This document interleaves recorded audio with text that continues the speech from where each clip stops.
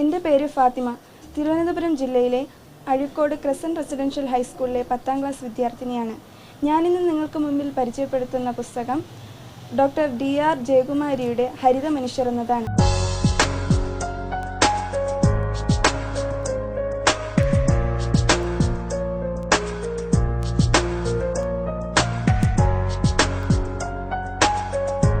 പരിസ്ഥിതിയെ സ്നേഹിച്ച, സംരക്ഷിച്ച 50-ൽ പരം പരിസ്ഥിതി ശാസ്ത്രജ്ഞന്മാരുടെയും ജീവശാസ്ത്രജ്ഞന്മാരുടെയും ജീവിതവും പ്രവർത്തനങ്ങളും അവതരിപ്പിക്കുന്ന പുസ്തകമാണിത്.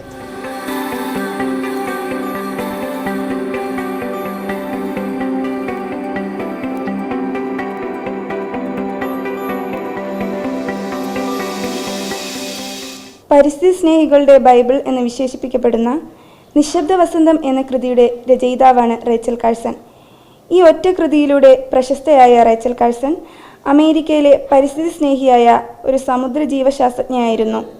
ചരിത്രത്തിൻ്റെ ഗതി തന്നെ മാറ്റിമറിച്ചുകൊണ്ട് 1962 റേച്ചൽ കാഴ്സൺ നിശബ്ദ വസന്തം പ്രസിദ്ധീകരിച്ചു.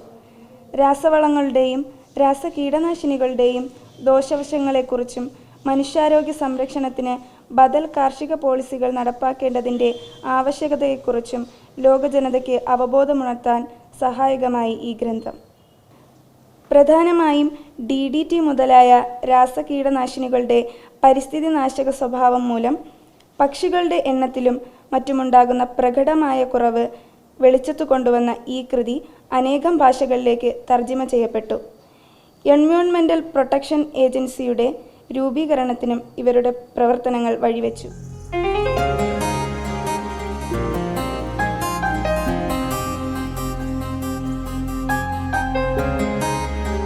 135 പേജുള്ള ഈ പുസ്തകത്തിൻ്റെ അവതാരിക എഴുതിയത് V. മധുസൂദനൻ നായരാണ്.